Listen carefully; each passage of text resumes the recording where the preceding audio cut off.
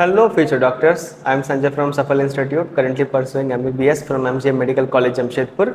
और आज हम लोग देखेंगे एक ऐसा चीज़ जो काफ़ी स्टूडेंट्स डिफ़िकल्टी फेस करते हैं उस टाइप के क्वेश्चंस को डील करने में। फिर हम लोग एक बड़ा इंटरेस्टिंग टॉपिक रेजोनेंस को कवर करेंगे। ठीक है, रेजोनेंस अभी हम लोग यहाँ पे जो पढ़ेंगे वो ओनली रिलेवेंट रहेगा टिल इनऑर्गेनिक केमिस्ट्री। ये अच्छा टॉपिक, बड़ा टॉपिक है फॉर ऑर्गेनिक केमिस्ट्री, जो कि हम लोग ऑर्गेनिक केमिस्ट्री में अच्छे से डील करेंगे। क्लियर है? चलो, तो हम लोग जो इम्पोर्टेंट क्वेश्चन है वो क्या है, how to find p pi d pi bonds. काफ़ी बार एग्जाम्स में सवाल आता है कि find the number of p pi d pi bond, या एक बॉन्ड दे देगा तो बोलेगा कि एक मॉलिक्यूल दे देगा, वहाँ पे एक बॉन्ड को मार्क कर देगा, बोलेगा ये कौन सा बॉन्ड है, तो तुम्हें वो निकालना होता है। ठीक है, तो अभी हम लोग क्या सीखेंगे कि कैसे हम लोग किसी मॉलिक्यूल का P pi d pi bond निकालेंगे, पी पाई डी पाई या पी पाई बॉन्ड निकालेंगे। ठीक है, देखो सबसे पहले हम तो एक वो जो होता है ना जनरल चीज़, जो ट्रेडिशनल क्लासिकल चीज़ है वो हम बता देंगे। फिर एग्जाम में तो क्लासिकल चीज़ नहीं अप्लाई कर सकते क्योंकि वहाँ पे हमारे पास टाइम का लिमिटेशन रहता है, तो उसके लिए हम लोग ट्रिक्स पाएंगे और वो उसी के अकॉर्डिंग हम लोग क्वेश्चन सॉल्व करेंगे। ठीक है, अंडरस्टैंडिंग होना जरूरी है कि कैसे होता है, फिर उसके बाद ट्रिक्स से हम लोग क्वेश्चन को सॉल्व करेंगे। ठीक है, चलो देखो, how to find p pi d pi bonds. ठीक है, देखो क्या है, एक हम एग्जाम्पल से समझते हैं। एक SO2 है, ठीक है, SO2 एक मॉलिक्यूल है। तो सल्फर का हम इलेक्ट्रॉनिक कॉन्फ़िगरेशन सबसे पहले लिखें। क्या है इलेक्ट्रॉन, इसका कितना है एटॉमिक नंबर 16। तो नियॉन 3s2 3p4 और 3d0। याद करो, हम प्रीवियस लेक्चर्स में भी बोले हैं कि अगर कैसे यहाँ पे जो 3d0 या 4d0 आता है, ये थर्ड पीरियड का है, तो वहाँ पे तो D आ चुका है ना। भले D में इलेक्ट्रॉन नहीं है लेकिन D उसके पास है ना, तो हम कहाँ D में इलेक्ट्रॉन लिखे, हम तो D0 लिखे हैं, मतलब सिर्फ D को रखे हैं यहाँ पे। ठीक है, D में इलेक्ट्रॉन तो लिखे नहीं है, ठीक है, लेकिन हम वहाँ पे इलेक्ट्रॉन भेज सकते हैं। कैसे? एक्साइट करके, एनर्जी देंगे, एक्साइट कर जाएगा। याद करो excitation theory back in the classes, we dealt with that. Yes, चलो देखते हैं क्या है। तो सबसे पहले हम इसका इलेक्ट्रॉनिक कॉन्फ़िगरेशन लिखेंगे ग्राउंड स्टेट का। ग्राउंड स्टेट का जो इलेक्ट्रॉनिक कॉन्फ़िगरेशन है वो देखो ये है भैया, ये देखो ये 3s है, ये 3p है, ये 3d है, ये 3s है, ये 3p है, ये 3d है। ठीक है, अब देखो क्या है, यहाँ पे 3s में 2 इलेक्ट्रॉन, 3p में 4 इलेक्ट्रॉन, 3d खाली। ठीक है, ये ग्राउंड स्टेट कॉन्फ़िगरेशन है। अब हम इसको एक्साइट करेंगे बाय एनी मीन्स। एक्साइट किए तो क्या हुआ कि एक इलेक्ट्रॉन जो है मेरा यहाँ से उठ के यहाँ पे चला गया। ठीक है, क्या हुआ, यहाँ से उठ के यहाँ पे आ गया, यहाँ से उठ के यहाँ पे आ गया। तो क्या कैसा देखने में लगा अब हमको, ऐसा कुछ देखने को मिला कि यहाँ पे से यहाँ चला आया, इलेक्ट्रॉन यहाँ गया, 3D में इलेक्ट्रॉन। ठीक है, तो अब देखो, अब हम इसका हाइब्रिडाइजेशन देखेंगे, तब हम मिक्सिंग कराएंगे उसके हिसाब से, और फिर जो बचा कुचा रहा, क्योंकि देखो हाइब्रिड ऑर्बिटल्स सिग्मा बनाएगा, तो जो ऑर्बिटल में इलेक्ट्रॉन्स अनपेड इलेक्ट्रॉन रह गया वो तुम्हारा पाई बॉन्ड बनाने में पार्टिसिपेट करेगा। ठीक है, तो देखो SO2 का क्या होगा हाइब्रिडाइजेशन। देखो ट्रिक से चलते हैं ना, निकालते जाते हैं, तो हम लोग को क्या होगा ना, रिवाइज भी हो जाएगा अच्छे से। कितना है इसका वैलेंस शेल 6। एक ऑक्सीजन कितना इलेक्ट्रॉन शेयर करता है, 2 ऑक्सीजन कितने इलेक्ट्रॉन को शेयर करेगा, 4। 6 में 4 गया, 2 इलेक्ट्रॉन, मतलब एक लोन पेयर हो गया। और यहाँ पे 2 है, मतलब 2 बॉन्ड पेयर, तो मतलब 1 + 2 कितना हो गया, 3 मतलब क्या हो गया, sp2, मतलब sp2 हाइब्रिडाइजेशन है। मतलब इसमें क्या क्या का मिक्सिंग होगा, एक S और 2 P का, मतलब इतना मिक्स हुआ। ठीक है, S और 2 P मिक्स हुआ, क्यों, क्योंकि sp2 हाइब्रिडाइजेशन चाहिए। तो बचा क्या, एक प्योर P बचा, प्योर P, और एक प्योर D बचा। यहाँ पे बात भी करें तो ये sp हाइब्रिडाइजेशन हो गया। ठीक है, तो देखो 2 ऑक्सीजन है हमारे पास, तो 2 ऑक्सीजन क्या करेगा, एक ऑक्सीजन तो सबसे पहले sp2 के साथ शेयर करेगा इलेक्ट्रॉन, और एक प्योर P के साथ। ठीक है, ऑक्सीजन का कौन सा ऑर्बिटल पार्टिसिपेट करेगा बॉन्ड फॉर्मेशन में, P ऑर्बिटल। ठीक है, दूसरा ऑक्सीजन का भी एक sp2 के साथ और एक प्योर D के साथ। तो यहाँ पे, यहाँ देखो, यहाँ इधर देखो, यहाँ पे जो बना ये ऑक्सीजन का P और यहाँ sp2, तो ये जो है ये क्या बना sp2p, और ये बॉन्ड कैसा बॉन्ड रहा, सिग्मा बॉन्ड। यहाँ पे भी सेम वैसे ही होगा, क्या होगा sp2p, ठीक है, वो भी सिग्मा होगा। अब यहाँ पे ऑक्सीजन का क्या है P है, और यहाँ से क्या ले रहा है D ले रहा है, तो ये हो गया मेरा p पाई d पाई बॉन्ड, सिंपल। यहाँ पे क्या ले रहा है, यहाँ पे ऑक्सीजन P है और यहाँ पे भी P ले रहा है, तो p पाई बॉन्ड। क्लियर, कैसे p पाई कैसे p पाई d पाई बन रहा है, ठीक है। तो अब देखो, तो इस मॉलिक्यूल में हम दिखा देते हैं। इस मॉलिक्यूल में एक तो हो गया मेरा sp2p, इधर भी एक sp2p, एक मेरा हो गया p पाई, एक हो गया मेरा p पाई d पाई, ठीक है। चलो, तो ऐसा कुछ इस तरह से, तो अगर बोलेगा कि इसमें कितना p पाई d पाई है, तो एक p पाई है, एक p पाई d पाई है, क्लियर, और बाकी दो sp2p बॉन्ड है जो कि सिग्मा बॉन्ड है, ठीक है। चलो, तो इतना तो अब लॉन्ग, इतना हम हाइब्रिडाइजेशन निकालेंगे, फिर इलेक्ट्रॉनिक कॉन्फ़िगरेशन लिखेंगे, क्या क्या करेंगे, तो कितना टाइम टेकिंग प्रोसेस है। तो उससे बढ़िया है, क्या बढ़िया है, देखो एकदम एकदम एक चीज़, सारा चीज़ को ना एक ही चीज़ से कनेक्ट करते हैं, और वो चीज़ है हाइब्रिडाइजेशन। हाइब्रिडाइजेशन निकालते हैं, फिर उसके बाद देखते हैं कि हम क्या कर रहे हैं। देखो मेरे साथ, देखो इसके पहले भी जब हम लोग हाइब्रिडाइजेशन निकाले वेस्पर थ्योरी में भी, तो फिर उससे हम लोग शेप एंड अकॉर्डिंगली करते थे। हाइब्रिडाइजेशन में तो हाइब्रिडाइजेशन निकाले ट्रिक से, तो उसी ट्रिक से अभी हम लोग हाइब्रिडाइजेशन निकालेंगे और p पाई d पाई को डायग्नोसिस करेंगे, आई मीन बताएंगे कि कैसे, कितना इसमें p पाई है, क्या d पाई, ठीक है। चलो देखो, चलो SO2 फिर से सेम चीज़, ठीक है।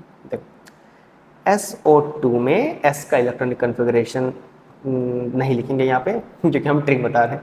तो यहाँ पे S का हम वैलेंस इलेक्ट्रॉन, वैलेंस, क्योंकि हमको ना यहाँ पे SO2 का हाइब्रिडाइजेशन, सबसे पहले कोई मॉलिक्यूल, देखो कैसे बनाना है, सब क्वेश्चन को p पाई d पाई बोलेगा निकालना है, सबसे पहले क्या करना, मॉलिक्यूल का हाइब्रिडाइजेशन निकाल देना, फिर उसके बाद बता रहे क्या करना है, पहले हाइब्रिडाइजेशन निकाल। देखो S है, S का वैलेंस शेल में कितना 6, एक ऑक्सीजन 2 इलेक्ट्रॉन शेयर करता है, 2 ऑक्सीजन 4 इलेक्ट्रॉन को शेयर करेगा, 2 इलेक्ट्रॉन मतलब एक लोन पेयर, यहाँ पे 2 है मतलब 2 सिग्मा, 2 बॉन्ड पेयर ना, तो 2 बॉन्ड पेयर एक लोन पेयर, क्या हो गया 2 बॉन्ड पेयर एक लोन पेयर में हमारा 2 बॉन्ड पेयर एक लोन पेयर मतलब sp2 hybridisation, sp2 hybridisation.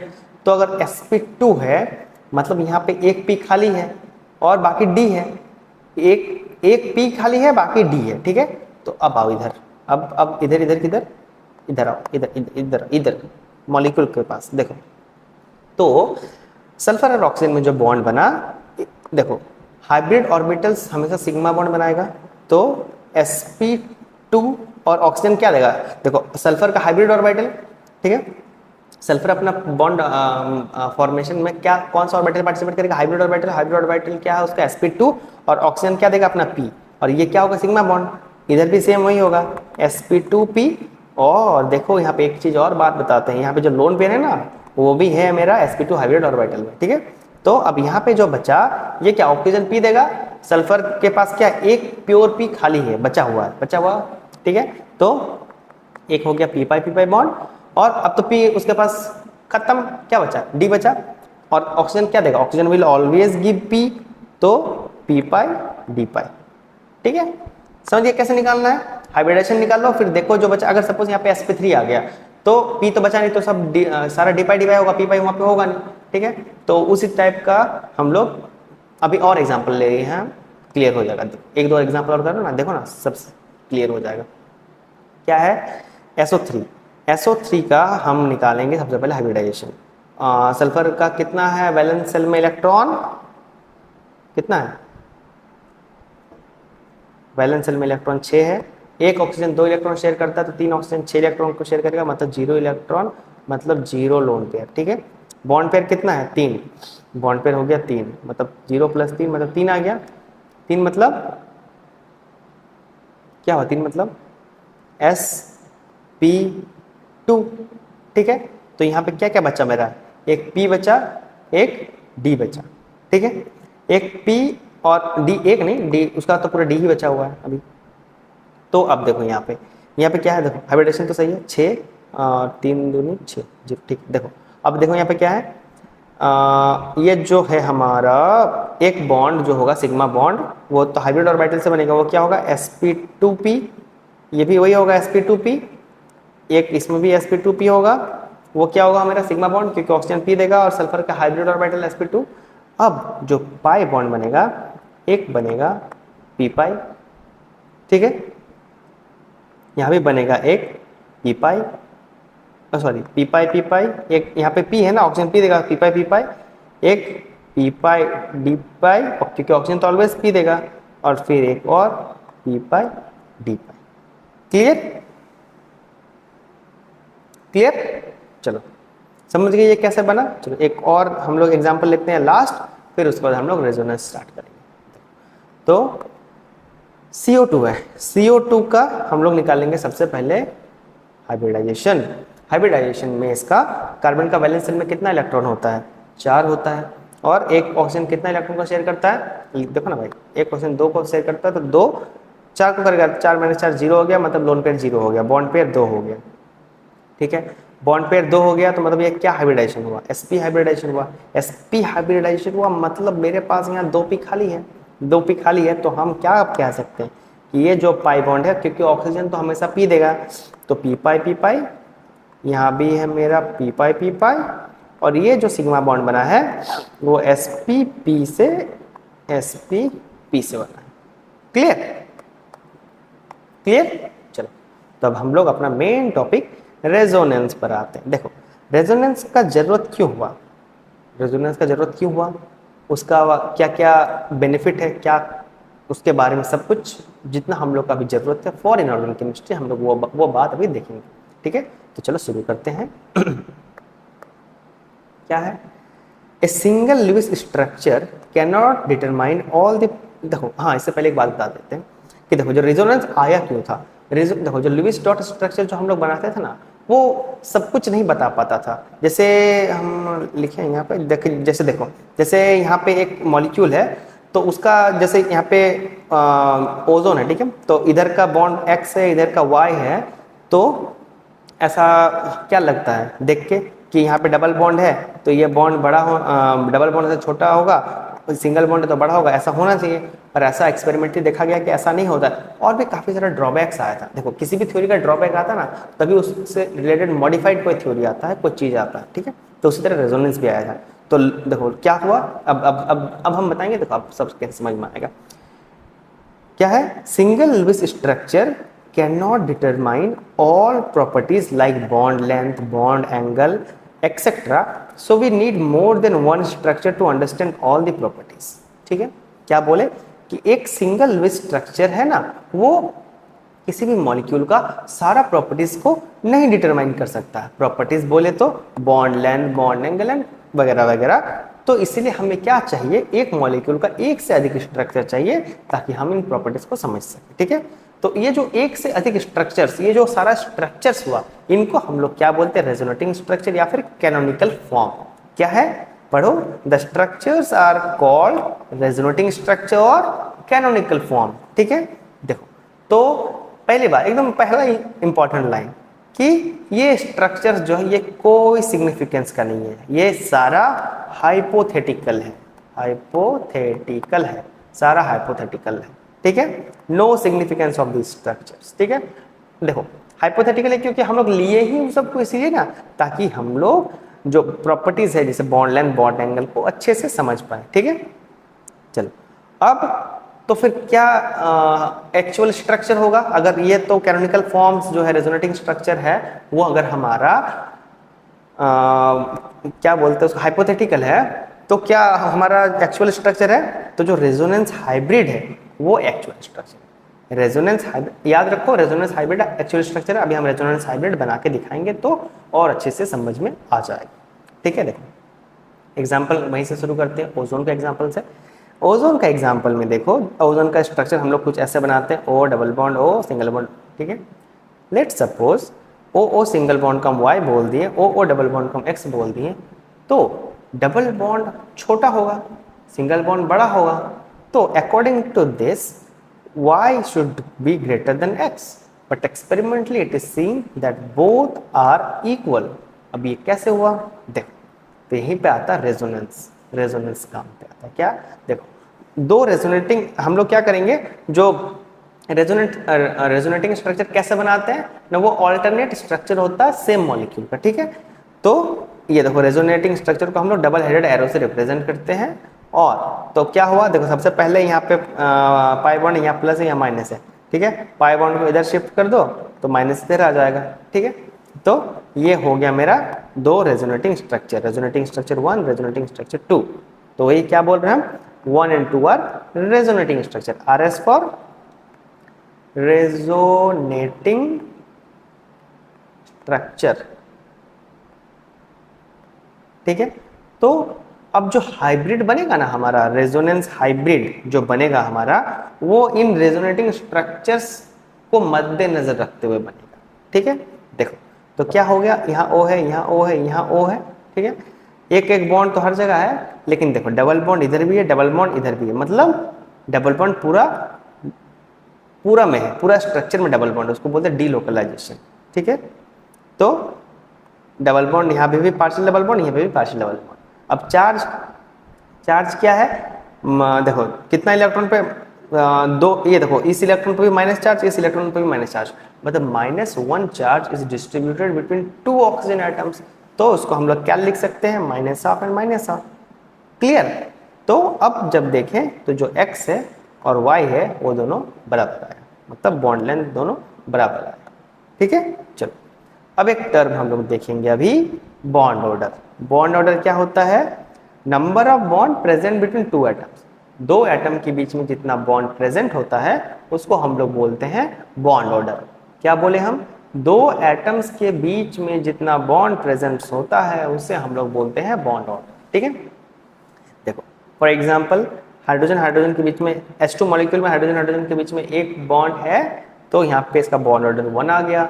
Oxygen oxygen molecule में 2 बॉन्ड है तो बॉन्ड ऑर्डर 2 आ गया। सिमिलरली नाइट्रोजन के बीच में 3 बॉन्ड है तो मेरा आ गया बॉन्ड ऑर्डर 3, ठीक है। चलो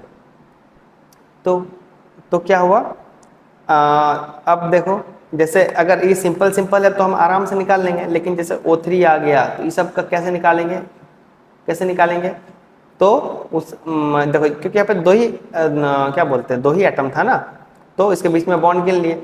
अब यहाँ पे जैसे 2 से ज़्यादा एटम रहेगा पॉली एटॉमिक, तब उस वक्त हम क्या करेंगे, तो देखो उस वक्त हम क्या करेंगे, हम फॉर्मूला लगाएंगे।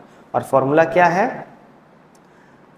क्या है, bond order is equals to number of bond present between 2 atoms in all resonating structure by number of resonating structure. समझे? देखो क्या बोले हम, जो फॉर्मूला आया हमारा कि बॉन्ड ऑर्डर जो है वो क्या है, number of bond present between 2 atoms in all resonating structure by number of resonating structure, ठीक है।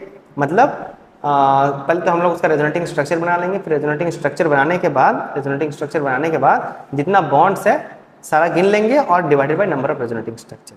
तो चलो आते हैं हम लोग अपना ओजोन पर। ओजोन में क्या, ओजोन का रेजोनेटिंग स्ट्रक्चर कुछ ऐसा आया था हमारा। तो इस दोनों के बीच का बॉन्ड को हम काउंट किए, कितना हुआ, 2 बॉन्ड और 1, 3 बॉन्ड, मतलब 3 बॉन्ड, और total number of resonating structure 1 और 2। तो क्या हुआ मेरा बॉन्ड ऑर्डर 3/2 आया। तो हाँ बॉन्ड ऑर्डर फ्रैक्शनल आ सकता है, bond order can be fractional, इसमें डरने की बात नहीं है, आ सकता है भाई, बॉन्ड ऑर्डर फ्रैक्शनल आ सकता है, ठीक है। चलो तो बाकी तो बता ही दिए कि दोनों का बॉन्ड लेंथ सेम होगा, चार्ज कैसे plus of minus of distribute है, ठीक है। चलो तो अब हम एक और एग्जांपल लेते हैं बॉन्ड ऑर्डर निकालने का। देखो CO3 2-, इसका स्ट्रक्चर कुछ ऐसा होता है, C डबल बॉन्ड O, ठीक है। तो अब इसका हमको रेजोनेटिंग स्ट्रक्चर बनाना है, तो बस कुछ नहीं, पाई का पोजीशन चेंज करते जाएंगे, चार्ज का पोजीशन चेंज करते जाएंगे, रेजोनेटिंग स्ट्रक्चर हमें मिलता जाएगा, ठीक है। तो ये देखो ये एक मिला हमें, फिर यहाँ पे पाई बॉन्ड है, पाई बॉन्ड को हम इधर शिफ्ट किए, माइनस चार्ज इधर चला गया, ठीक है। फिर हम क्या किए, पाई बॉन्ड को फिर हम इधर से फिर इधर शिफ्ट कर दिए, पाई बॉन्ड यहाँ चला गया, माइनस चार्ज यहाँ आ गया। तो हमें क्या मिला, 3 रेजोनेटिंग स्ट्रक्चर मिला, ठीक है, और 2 माइनस चार्ज कितने ऑक्सीजन में डिस्ट्रीब्यूटेड है, 1 ऑक्सीजन 2 3 तीनों ऑक्सीजन में डिस्ट्रीब्यूटेड है, तो जो नेट 1 पे चार्ज आएगा वो कितना होगा, -2/3, ठीक है, और ये जो तीनों बॉन्ड, ये बॉन्ड, ये बॉन्ड, ये बॉन्ड, तीनों बराबर होगा, ठीक है। अब मेन बात, बॉन्ड ऑर्डर कैसे निकालेंगे, देखो एक बॉन्ड गिनेंगे यहाँ, ऐसे ऐसे कोई भी ले सकते हैं, तो हम चलो ये ले लिए, ठीक है। तो कितना बॉन्ड है गिनो, 1 2 3 4, 4 बॉन्ड, 4/3।